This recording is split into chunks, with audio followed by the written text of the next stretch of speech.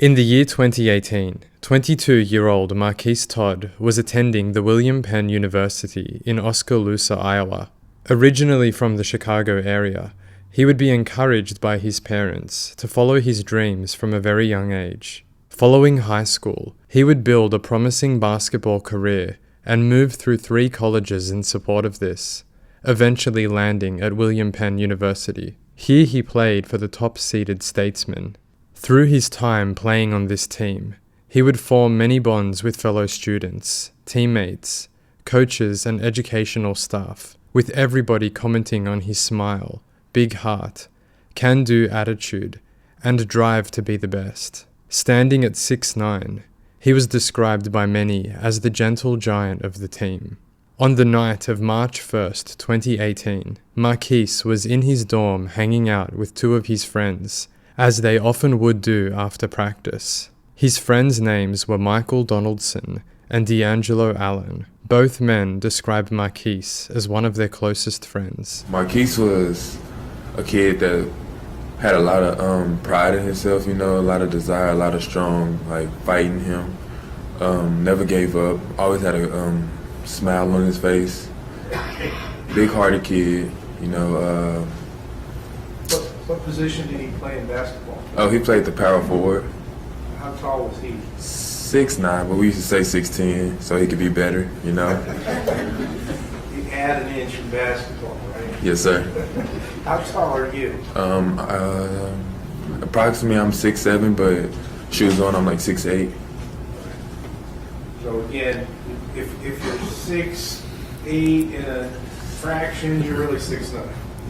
Is that right? Yeah. All right. Basketball term. Did you 3 used to do things socially outside of the basketball court? Yes, sir. We played 2K, 2K 18, the basketball game, every day after practice. Is that a video game? Yes, sir. Video basketball game? Yes, sir. All right. Who was the best at that? Or were you all good? Marquise and Mike used to go back at it. They used to go at it. I was the bad one. All right. Well, let's talk about March 1st, sometime before about 10 o'clock. Do you remember what you were doing that night? Yes, sir. What was that? I was playing a game with Marquise. Michael was there at the time. Approximately, say, you said before 10. Yeah. Yes, yes, he was there. So was it just 2 of you or 3 of you? No, it was 3 of us. It was 3 of us. Did Michael leave at some point? Yes, sir. Do you know what he was leaving to go do? He was going to the store. I was the only one that left. Okay. Why did you leave? I went to go to Phillips, 66. Is that sometimes called Jiffy? Yes, sir. Why were you going to go to Jiffy that night? I was just going to get some snacks and something to drink. Tell us what happened. I was driving here, and then this car was driving less than 10 miles per hour. I proceeded to go around, and then they cut me off. So I got back in the right lane, and then they sped up a little bit. Then they proceeded to go less than 10 miles per hour again, and then I tried to go around again, and then they cut me off. I noticed a car following pretty fast behind us coming down the hill when we were about to the bottom of the hill. Okay. Was Luke driving slow? Yeah. Really slow, or was he just driving residential speed, or what? Well, we were driving residential speed, and then we were pulling into the driveway, so we were going a little bit slower at the time of the collision. Mr. Marcus, we heard testimony about Luke potentially cutting this vehicle off. Was that your experience? No, that wasn't what I thought he was trying to do. We were trying to pull into the driveway, not cut him off. Were you going slow? I wouldn't say too slow, but I was getting ready to turn into my driveway. Do you recall, did the vehicle attempt to pass you? Yeah, he tried to pass me and he sideswiped my car. Okay. You were trying to go around them on their driver's side, Yes, sir. and then they got in the way of you so you couldn't get by? Yes, sir. Did your cars, to your knowledge or memory, actually make contact with each other? To my memory, no, but I guess my adrenaline was pumping. All right. But you could see damage on the car. I had felt the vehicle made contact with the Jeep on the back passenger side where I'd been sitting. Luke got out of the vehicle, asked what had happened. How did he ask what happened? What happened? He asked, I don't know how to say the proper language without being vulgar. Well, you have my permission. I know they're not your words. What words were he using? What the fuck did you just do? Did Eli get out of the car? Yes. What happened at that point? The defendant got out of the driver's side, and the redhead guy got out of the passenger side. They started like approaching my car, like yelling. I couldn't make out what they were saying. One of the guys smacked my hood. Which one? The redhead guy. I mean, I wasn't yelling, but it was elevated a little bit. Okay, were you upset? Yeah. Before the car left, did you see Eli slap the hood or something? I do not recall that, no. Okay. After the initial car accident, I slapped on the hood trying to get him out of the car to maybe talk about, the initial accident. But that's when he was pulling down the road. There's a little street at the bottom of the hill. It backed into there, then continued north towards the high school. Okay. So at that point, did you think it just took off? Yes. I went towards this street right here, and I just sat there Okay. Why'd you do that? just to like let them pass, do whatever they was gonna do. Well, the Jeep was still sitting in the middle of the road, so Luke went in to wake up his dad and tell him about the car accident. So I moved the Jeep into a lot that is not on the screen, but right there. One of the three boys, either Eli, Luke, or Jeff, came to the door and knocked on the door to wake me up. Okay. Did it take you a couple minutes to get roused up? Yes, What did they tell you? there was an accident. Okay. How did you respond to that information? I got up and got dressed, not fully dressed, but somewhat dressed, and I proceeded to go outside to look at the vehicle. That's when Luke and Jeff, went upstairs to grab the paraphernalia, and me and Stan went outside to inspect the damage to the Jeep. Do you know what Luke and Jeff were doing? As far as I know, Luke was walking with Jeff to Jeff's house to make sure he got home all right. Do you know why Jeff was taking those things out of the house? We figured the police would get involved because it was a car accident. I just wanted to wait for them to leave. So how long do you think you waited? 3 to 5 minutes. Then what'd you do? Then I proceeded back down the street. It's a stop sign right here. And I looked down the street to see if I saw anyone. And there was no cars in the street. So I thought I was in the clear. Were you looking specifically, hey, is that same car still there? Yes, sir. Tell us what happened. As I went down North 3rd, like out of the right side, it's like somebody like came out of the dark with a rock. When I saw the person with the rock, it was being thrown through my window. When the rock hit my windshield, I looked back. Then when I looked back forward, my windshield's getting hit with a pole. The second time he came back, it was driving quickly up southbound towards Jiffy. Did you see the car coming before it actually got there the second time? Yes, I did. When do you think you first saw the vehicle? It was almost to the bottom of the other hill, Okay. coming And towards us. was there anything about the car that drew your attention to it at that point? It was driving really quickly and kind of erratically. And it turned around, jumped the curb, and swerved at me to what I would think hit me, and I threw a rock at the vehicle. I saw it kind of turn my way as well, and I thought it was going to come at me as well, so I grabbed a tree branch that was laying on the side of the road and hit the windshield with it. Okay. Do you know if that tree branch did any damage? I didn't know if the tree branch did damage, but the branch basically exploded in my hand. After you hit it with a rock, you just saw the car continue north, and did it go anywhere at that point that you observed? Not anywhere in general, I just know it took off. While he was driving off the second time, I did hear him say that if I can't get you alone, I'll come back with my boys. And then he drove off down the road. I heard Luke screaming at them. He was screaming to come back and he'll kill the fucking niggas. As the vehicle drives away, Luke runs back behind his house to catch up with his friend Jeff, so that he can continue to walk him home. Michael Donaldson drives back to the dorms where his friends are playing video games and bursts through the door. I would describe, it was like a shock. He came in like a shock, like. He was in shock? Yeah, he was in shock. You or what? No, he was in shock. At that point, all he asked was, could y'all ride with me? Because he was feeling a little scared. He didn't want to ride by himself. We didn't know like any idea what the house was or, you know, where they lived. All Michael knew was a great Jeep. And that's what we was looking for. And that's what we went. You didn't know where you were going? Mm-mm. Who was driving? Michael. I was going back to see if they were still there, And for what purpose? to see why they did it and like who was going to pay for my car. When we got over into that area, as we was passing by like all the houses, we came up to the third street, and we seen a Jeep, and people was outside of the Jeep. I just remember it was a kid with red hair, and I remember that's when Michael looked at him, like not him, looked at the car, but like that's the Jeep right there, and that's when we decided to get out. The car comes driving back down the road while me and Stan are standing there.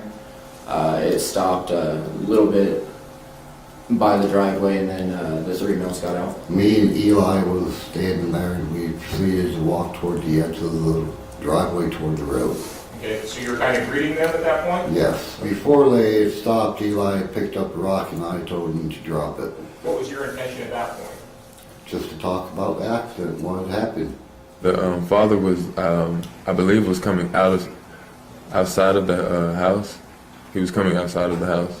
One of them was coming around around this way, and it was like it was by the gray Jeep, and he like stopped.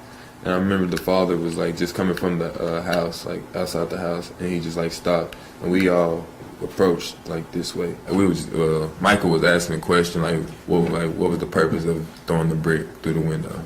I was talking to the older guy, and I said somebody in the Jeep hit my car. I'm like, who's going to pay for it? And he proceeded to walk off. I told him this is not going to happen here. They needed to stay off my property, and I was going to call the police. And what did you do at that point? I turned around and started walking toward my front door. Did you still want to talk about the accident at that point? No, because they were being very aggressive. Okay. And did you see anything in anybody's hands when they got out of the vehicle? Yes, I thought I seen something in one of their hands. Did you have any sort of weapons at all? No, sir. Once we started approaching them and we was asking questions like, what was the purpose of throwing the brick through the windshield of Michael's car? It was like no one wanted to respond. As the time goes on, we're still asking like, what was the problem? Like, why did y'all do it? Why did y'all do it? And at that time, the dad had a phone in his hand. It was no weapon. Had a phone in his hand, and he was going like towards back to the house. And that's when Marquise was like, "Hey man, hey, where you going? Where you going?" And all of a sudden, like right when he said that, it was a strike. It was like a attack.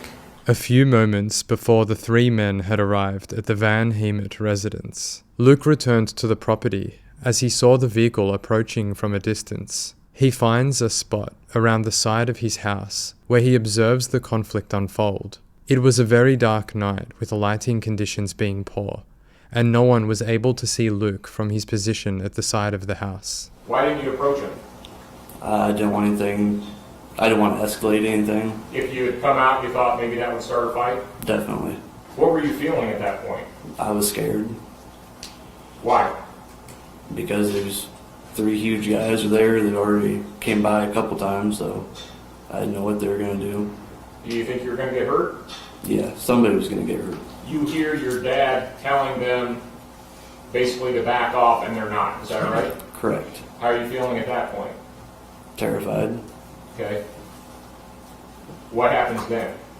Then my dad starts walking away towards the front door, and one of the guys starts following him. My dad got pretty close to the front door, within, excuse me, he got within the front door, and the guy got probably within 3 feet of him, and at that time he put his hands up to get ready to fight him. At that point, I'm scared for my dad's life and mine, so I leave the side of the house. I tried tackling him, and that didn't work because he's a big guy, so he didn't move an inch when I tried tackling him. Out of nowhere, it was just a dude with long black hair just came out of nowhere. And Marquise and the guy was like tussling and whatever, right here. I ran over there and like, you know, he was holding his ground and everything like that, so I didn't have to worry. So I had ran back to see if Michael was okay. I was over here with the redhead guy, and then once we noticed they started scuffling, we kind of started scuffling. I stepped back and looked at Stan, and then one of them said, "Where are you going?" So I stepped back to where I was and looked back, and that's when he punched me. So I punched him back, and I saw an opening between the two to where I could take to, you know, maybe the side door of the house if it was unlocked, or the front door. The redhead guy started to run, and D'Angelo chased after the redhead guy. Seen the guy with the red hair, and yes, we had a little altercation and everything like that. I got past them and ran around the Jeep, and as soon as I got onto the driveway, I kind of lost my footing, and I fell down. After I fell down, I don't really know much of what happened because I felt I got hit a few times and everything, you know, kind of blacked out after that one. I do remember coming to at one point in time and trying to grab somebody's leg, and I pushed them up against Luke's girlfriend's car. And after that, something hit me on the head, and everything got super fuzzy, and I tried to get up as best as I could and walk to the living room. The next thing I remembered, they were already down the road. What did you do to this red-haired person? Okay, what happened, he like kind of ran, and like he kind of like got a trip, and that's when I kind of like got on top of him and everything like that. And like he threw a punch, not really to hurt me, you know, and I was throwing punches and everything like that. I wasn't really like fighting him. I wasn't, trying to hurt him. As I was telling I was doing the altercation, I didn't have no sight of Marquise at that time. And then he kind of wraps his right arm around my waist or whatnot, whatever it was, and with his left hand he starts punching me in the face and the side of the head. I'm thinking I need to get away from this situation because I'm just going to get hurt. I figured maybe if I fell to the ground, I might be able to roll away or get away from him somehow, but as I fell, he fell on top of me. I was on my hand, on my forearm, and he had his left hand on my back and hit me with his right hand. Did you have a knife in your hand at that point? No, sir. Did you have a knife in your possession at that point? In my pocket, yes, sir. Okay. Where did that knife come from? I just collect knives and I just have them. I always have a knife on me. At that point, I retrieved my pocket knife from my pocket and swung it upwards a few times. Okay. Could you see where you were striking? No, sir. Did you know if you were even hitting him or not? No, sir. He gets off me and walks back to the car or goes somewhere. I heard a female scream, "Stop, you're killing him, you're killing him." When I got back to the window, I seen the William Penn boys pulling one of their friends to the back passenger seat. We didn't come to fight. Like once like they were on the ground or something, like we was done. Marquise like screamed out like, "I think I got tased, I got tased." We just started like literally walking up, and that's when I came back like towards this way, and Marquise was coming like forwards like this way, and that's when he was yelling out, "I feel like I got tased, somebody got a taser." As we walking back toward the car, Marquise was still yelling out, "I feel like I got tased, this hurt, I feel like, dang, I have tased." So me not knowing, I'm thinking he got tased, it's not no wires or anything on him or anything like that. So I kind of asked him, are you okay? Then after a while he kind of collapsed. He had like a snore, like he was snoring, like he was asleep. Like, I asked Michael to help me, I'm like, help me get him in. I don't think like something's going wrong. He was like, okay. Me and D'Angelo picked up Marquise, and we put him in the back seat. We proceeded down the street. We were just trying to get Marquise away because he was passed out. But as we were going down the street, he woke up. He like, man, this shit hurt. Kept saying that, like, man, this shit hurt. At that time, we approached the light and we seen the police. So we pulled into the Jiffy. The police stopped us and everything, told us to get out the car. And when they told us to get out of the car, Marquise wasn't responding like that. Marquise was just in the back seat, like trying to put his hand up. And I was like, oh, what's going on? I didn't know what was happening. So as he was trying to put his hand up, I'm telling the officer something wrong with him, something is wrong with him. Okay. They have their guns out. Yes, sir. Did you have to put your hands up? Yes, sir.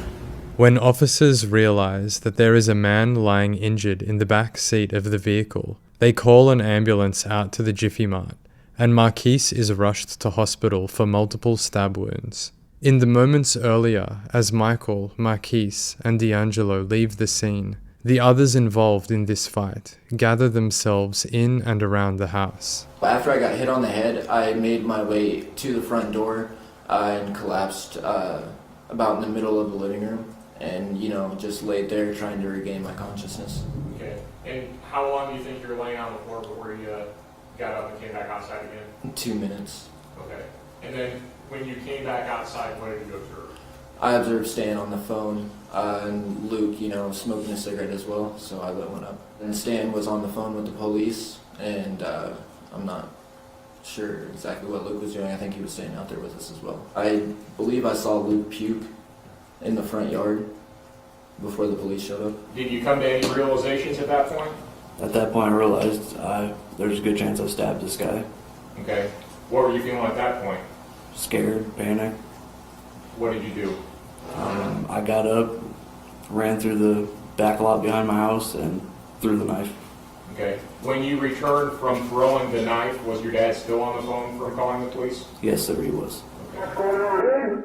Black guys are beating us up. Black guys are beating you up? Yes. Do they have any kind of weapons? Yeah, one has a pistol open. One has a what? Pistol open. What's your age, sir? Yeah, we're going to Hemert. We're going to ambulance. They got hurt. We're going to follow. They need an ambulance? What kind of injuries? What kind of injuries? I don't know. Okay, who's in it, a male or a female? We're all male. And we got Tennessee license plates. Are they still there? They're leaving. We're getting ready to leave right now. They're getting ready to leave with Tennessee license plates? Who's that? Take an ambulance, Jamie. Okay, heading up towards Jiffy right now. They're heading towards Jiffy right now? Yep. What kind of vehicle is it? A car, a truck? Car, four-door car, four-door. Four-door car with Tennessee plates? What color? Yes. Silver. Silver four-door car, Tennessee plates? Yep. Okay. How many are in the vehicle? Three. One of them laying out in the back seat. This vehicle's got 3 occupants. One's laying in the back seat. Okay. All I started from one hitting my son's jeep and I kept coming back threatening this and so the black males are beating up on your son and his friend. Is your son in the ambulance? No. Okay, is he there with you then? Yep. Okay, what's his name, sir? Luke.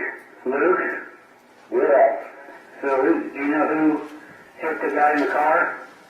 What? Who injured the guy in the car? I'm not sure who injured. Okay. All right, Stan, I'm not going to talk to you, Stan. Just keep everybody there, okay? As the police get to the Van Hemert residence, they begin to question all involved as to what had happened. Whilst this is taking place, Marquise in hospital undergoes a thoracotomy to assist with the bleeding in his chest. Surgeons try to mend what is believed to be a stab wound directly into his heart. Marquise does not survive and is pronounced dead. It is learned that Marquise has 3 stab wounds, one on the left shoulder, one in the lower left arm which went right through, causing an exit wound, and the third is as feared, directly hitting his heart, severing the right ventricle. This information is relayed back to officers who have brought Luke in for questioning, and at around 3 a.m., a police interview is conducted. Did you see Eli actually getting assaulted or hit on or? No, that was on the ground. Okay, so you kind of observed Yeah, I that. popped up, he was coming back over by the cars and they were going to their car to leave. Okay. Eli, what did he tell you about what happened to him? Nothing to say, I just asked if he was okay, and he said, yeah, I'm fine. Did he get hit with any object, punched or kicked? I Or couldn't tell you. That looked like one of them was carrying something with him. Eli was carrying something? No, one of the three guys that got up the taller. Okay. What did it look like? I couldn't tell you. It was just something all in the dark. But it was dark outside, so it could have been. Okay. Was that the guy you're fighting or one of the other guys? I don't think it was the guy I was fighting, not for sure. Any guns? Not that I know of. All I seen was somebody with a stick of some sort. There's a stick, pole, I don't know. Or something. And did you carry a gun at all? No. Oh. All right. And then how about you baseball bats, wrenches? How about a flashlight? You got the flashlight in there? Okay. Any other objects? Any knives? Have you seen any knives at all? Not that I've seen, like I said. One thing, object that I've seen was just that pole or whatever it was. How about the guy you're fighting? Is there any way that he was hurt? I didn't hit him with nothing unless I did something to him and I kind of ran into him. Okay. Did he get on top of you and like? No, he just hit me one time for sure while I was on the ground. Okay. I think he went to Eli. Okay. What do you think they're going to show me?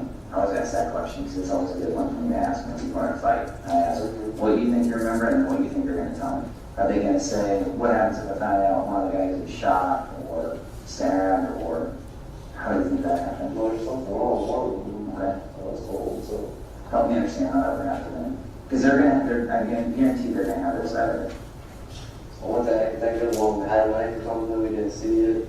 Or maybe that stick thing that they're carrying was sharp of some sort, something like that. Maybe they hit the wrong person or landed on it or something, I don't know. Okay. Something like that.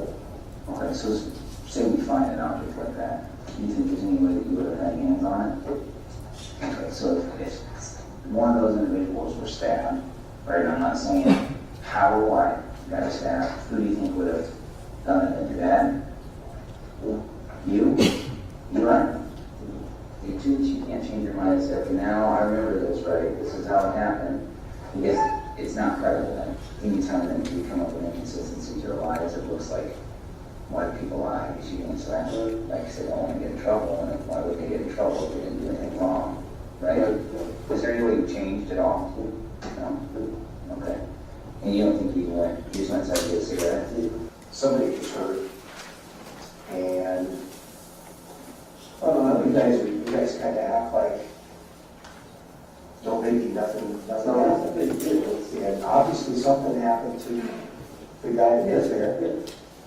I'm not saying that you guys, purposely did anything, but obviously a person was hurt, and obviously somebody had a sharp instrument that they were using, and I'm just sure that he didn't stab himself.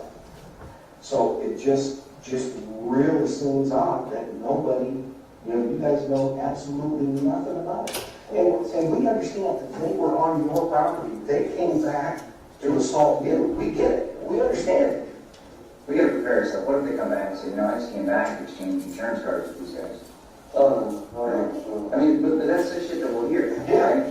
And then I'm like, well, I talked to Luke, I didn't get the whole story, and he's not going to, I don't think you stabbed by the same guys you wrote them with, okay? I think somehow in the fight, you stabbed by either you or your dad or by Eli, right? And I'm not saying that this isn't like he's walking in Walmart and come up behind and stick something in his back. There's a fight going on, okay? So, like I said, I told you everything.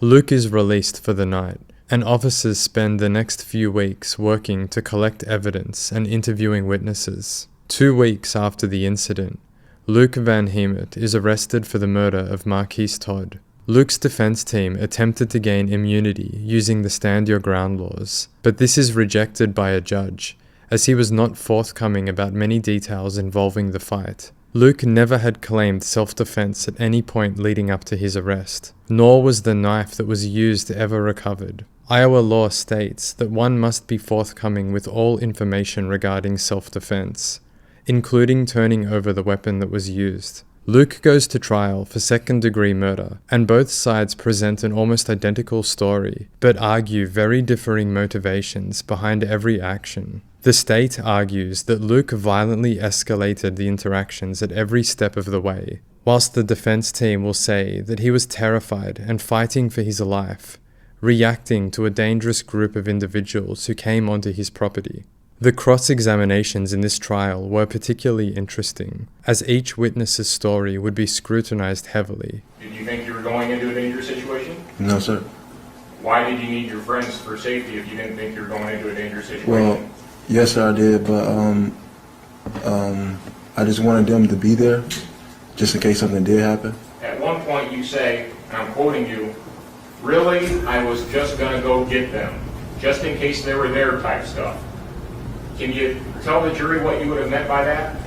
I mean, I guess I would have meant to, like, to confront them about what happened to my car. Okay. By going to get them, it was to go confront them, you think? All right. You told them that after you picked up Mr. Todd and Mr. Allen, you were still very mad about what had happened. Is that true? Yes, sir. The reality was that you weren't going to let these two little punk county guys punk you out like this, right? No, sir. But that doesn't, I mean, like, that wasn't the reality. Like I'm saying, like, I just wanted my car to get paid for. If you would have contacted the police, does that make you less of a man for getting the police involved, or do you think you need to handle it on your own?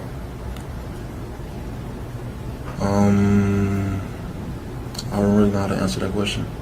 So you and the redhead guy was already into it. A little bit, and then he started running, and D'Angelo chased him. Okay. Do you know why D'Angelo chased him? No, I can't read minds. Okay. Have you ever been in a fight before? Of course. Okay. When somebody runs away, that's probably a good indication they don't want to fight anymore. Or they're going to get something. To be honest, I really don't know like how to get to be physical, because we wasn't coming up there to be physical at all. We wasn't yelling, screaming, nothing like that, because we know we was like 6'7", 6'8", 6'10", you know. So at that time, we wasn't worried about trying to go beat somebody up or trying to hurt somebody. We were just trying to ask questions. You didn't think that the people at the house would be scared of you guys at all? Yes, I feel like yes. If we was coming on like aggressively and like trying to like break their window or like trying to just run up and hit them, yes, then yes. I had asked you when you arrived at the Van Hemert residence if you and your friends were acting aggressively. Do you recall me asking you that? Yes, sir. And now that we've refreshed your recollection, do you recall telling officers that you were acting aggressively? Yes, sir. Okay. As I recall, you told Special Agent Don Schnickner in his interview that you guys were coming at them aggressively, and then later on, there's a body cam that we reviewed, and you told that officer as well that you were acting aggressively when you arrived, correct? Yes, sir.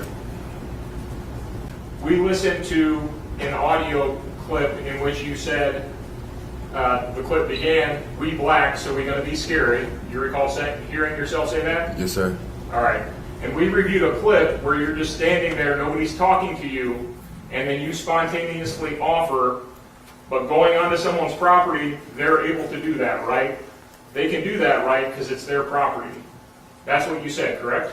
Yes, I heard what I said on the audio. Okay. What did you mean by that? I was asking a question. Right. Yes, sir.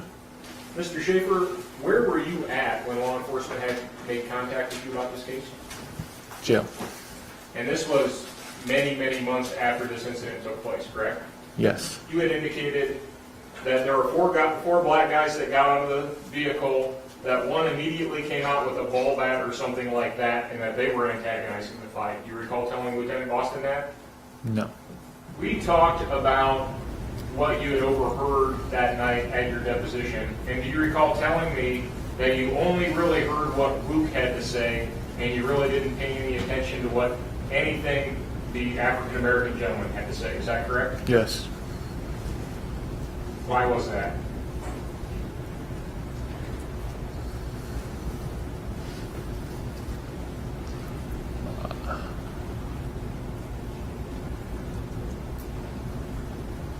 I don't like listening to ignorance. Okay. And at one point, you told Lieutenant Boston that you observed Luke Van Hemert actually standing over one of the African American men, correct? Yes. Do you recall that? Yes. When did that happen? Around the end when I heard somebody yell, "Stop, you're killing him." And even with regard to this issue, you told me in your deposition that that was fuzzy, correct? Yes. That it could have been flip-flopped, right? Yes. With people wearing hoodies and the lighting conditions that they were, it was all a jumbled mess is what you told me, correct? Yes. And in your deposition, you told me you're not confident attributing any particular action to any individual. Again, it was a jumbled mess. That's what you told me a month ago, right? Yes. If you told Lieutenant Boston about 14 minutes in that you were kind of under the influence, that you were coming down off of meth, and that you had smoked 1.5 grams of weed, does that refresh your recollection? Yes. And that's in fact what you told Lieutenant Boston? Yes. So you believe that after a crash, where people are coming out and yelling profanities and approaching a vehicle, when that vehicle leaves, you still believe that's a hit and run? Well, he hit our car and then drove away. But between those two events, you got out, you were yelling something to the effect of, "Why'd you hit my fucking car?" And you were both approaching that vehicle. Yes. And as you were approaching that vehicle, that's when he backed her up. Yeah. You would characterize this interaction as a hit and run. Yeah. It's your testimony that the vehicle swerved toward the defendant. Is that accurate? Yes, sir. Now, when did you tell police that that had happened? Did you tell them the first time? I did not know. Then you must have told them the second time during the DCI interview. No, You sir. told I them did that? not. I didn't hear what he said. No, sir, I did not. So at no point did you ever tell police that this car was jumping the curb and trying to strike Luke. Is that accurate? No, sir. Is it accurate that you told them, or did you not tell them? I'm sorry, it's accurate that I did not tell them. You said that Luke came into the house and said, "We've got to ready up." The words are misconstrued. That's what I'm trying That's to not say. the question. The question is that when you were asked by the police what your words were, quote, Luke came back inside and said, "We have to ready up." But sir, what I'm trying to say is Well, that I don't want to know what you're trying to say. I want you to answer the question. Did you use those exact words? yes, All right. it was in reference to making sure that I could get home because I had to ready up. I wanted to get home. Well, how does what Luke said to you and Because- others around have anything to do with you wanting to get home? I don't know how to explain it, sir. Okay. Did Luke at some point say, "We don't need the cops, we'll handle it"? No. Again, I'm going to play you a clip at 49:28 of your interview. See if that refreshes your recollection. Okay, that's you talking, right?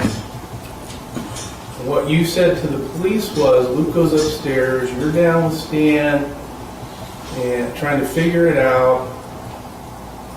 There was some discussion about calling the police. The defendant comes downstairs and says, "Don't worry about it, we'll handle it." That's your words that you just listened to, right?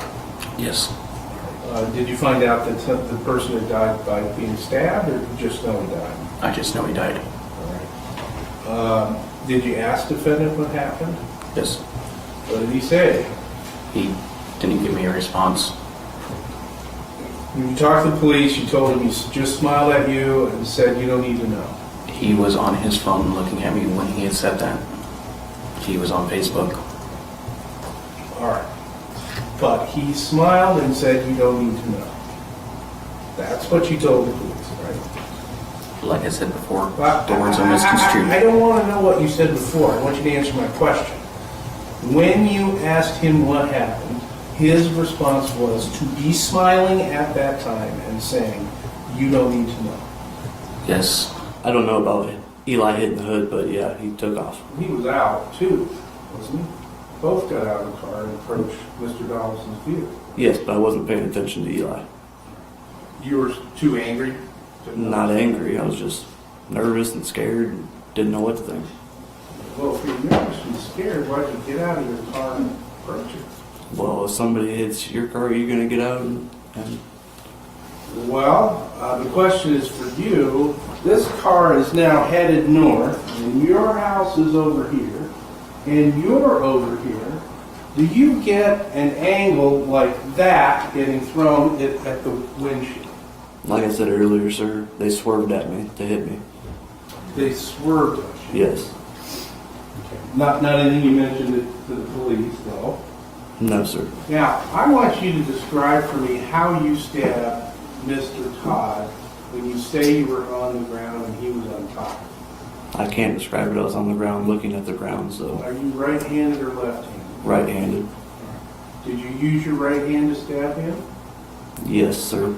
Were you holding the knife with the blade this way, or were you holding the knife with the blade this way? That way, sir. This way? Yes. He's on top of me. I'm facing the ground. He's punching me in the face repeatedly. I'm scared for my life, so I do this. You're doing this? Yes.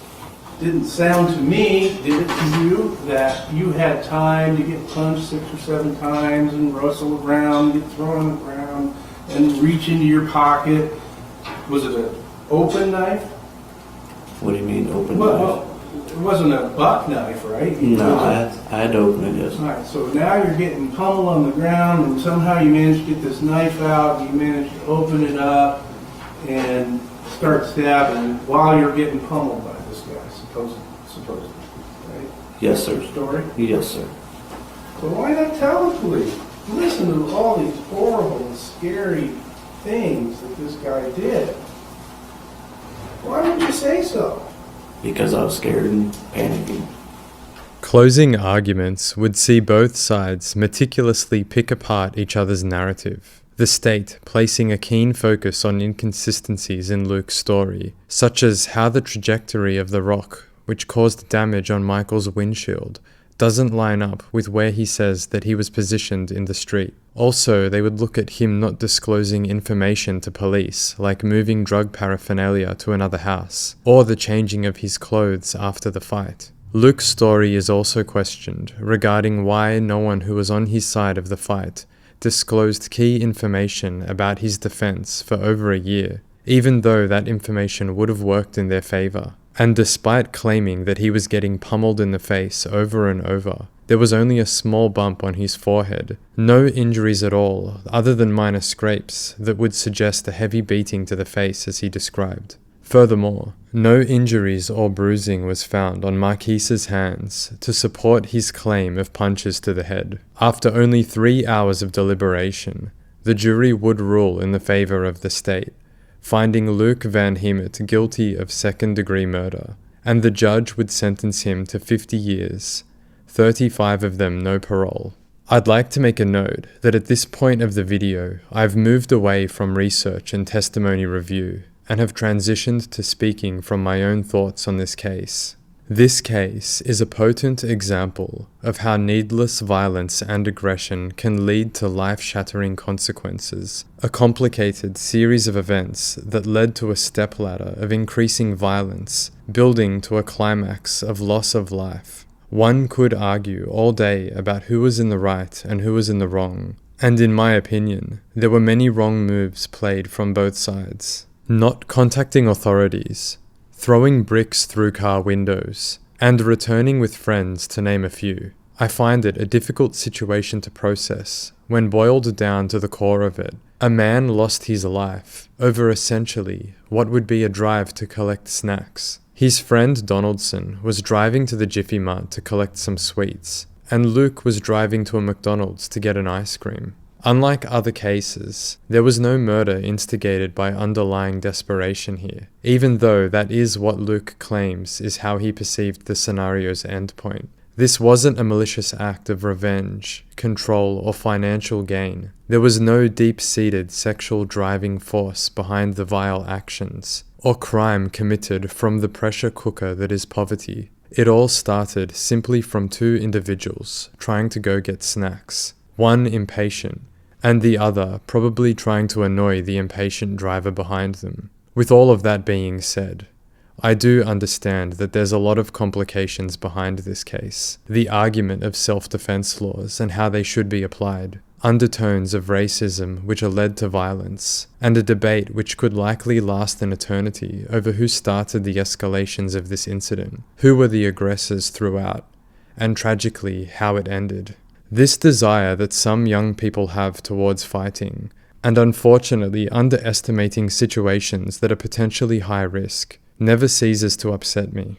The reason for this would be that to a degree, I can relate to it. Without trying to turn the attention toward myself too much, this case did make me think of my own teenage years quite a lot, as I had grown up in a rather rough neighborhood where violence was not uncommon. I could picture myself as a younger man, being asked to escort a friend to a property where he had had a car accident to try and get some answers, and I probably would have agreed to do it.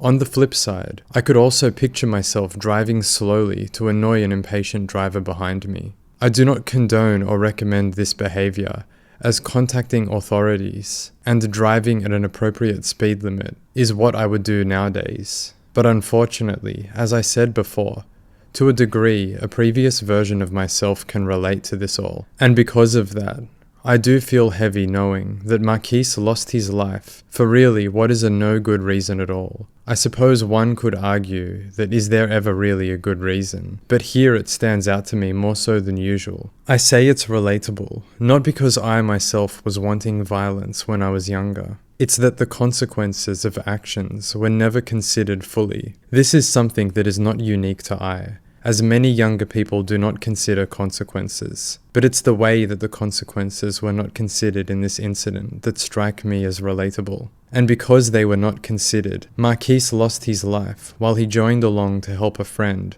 going on a drive that he would have never imagined would be his last. It's painful to see it play out in this way.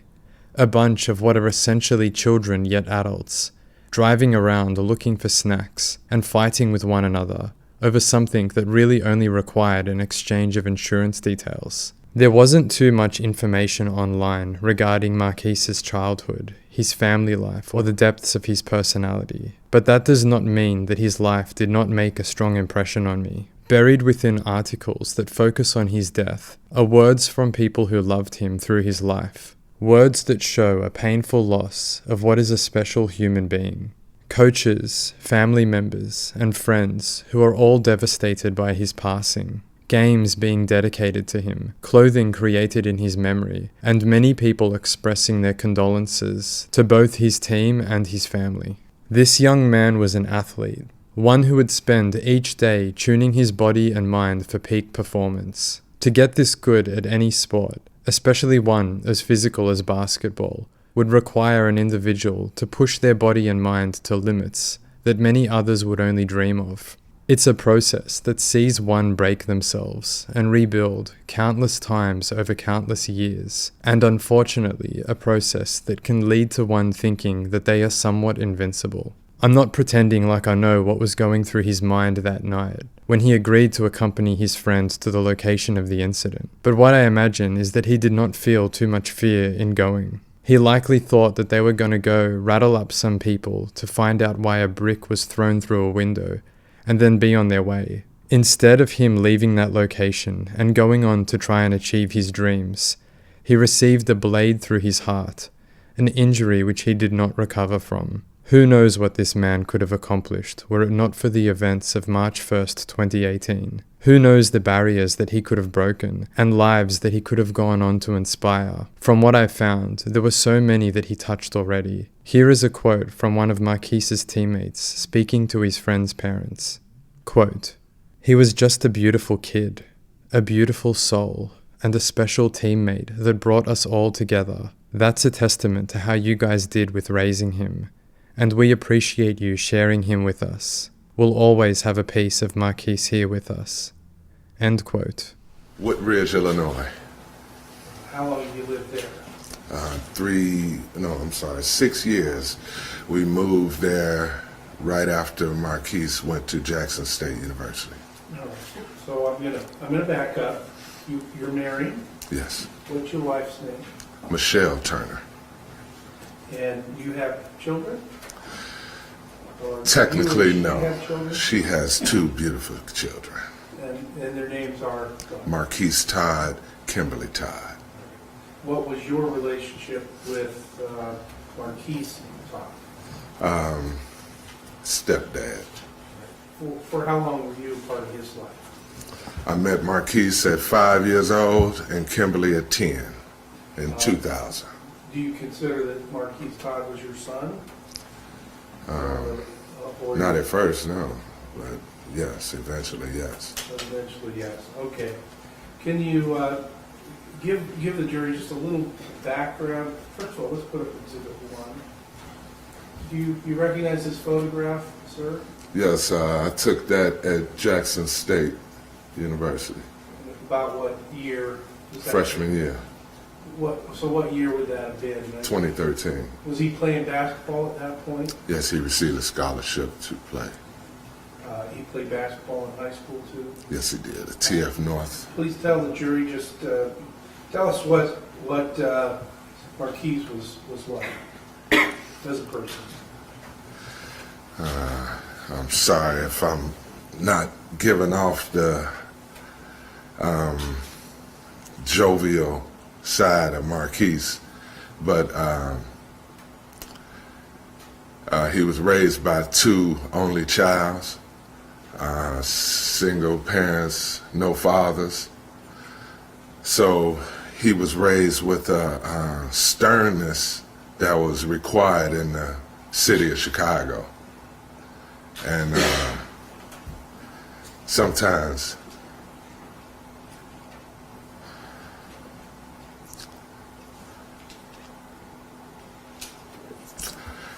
I'll just say this, he had a helicopter parents. He was allowed to express himself. He was allowed to think freely. He was allowed to transfer 5 schools before his junior year in high school, because if he wasn't happy, we felt it, and we didn't like an unhappy child at home. So we did what pretty much he wanted. And when you live like that, there's a sense of there's a aura that we enjoyed about him that we didn't want to, we didn't want to pat that down. He had visions of being a 6'9" pilot. He had visions of being a professional basketball player. He had visions of, coming back to where he started and doing things for his people. He was raised that way. He was raised to protect his friends, his family. He was raised to be a stand-up man. How old was he in March of 2018? 22. His father, by the way, his father was murdered at age 22. That's why he wears that number. He was encouraged to wear his father's number, because my favorite number was 44, the age my mother died. So when we looking at the history of a person, and we're going to judge him by his history, then you need to know exactly how he was raised.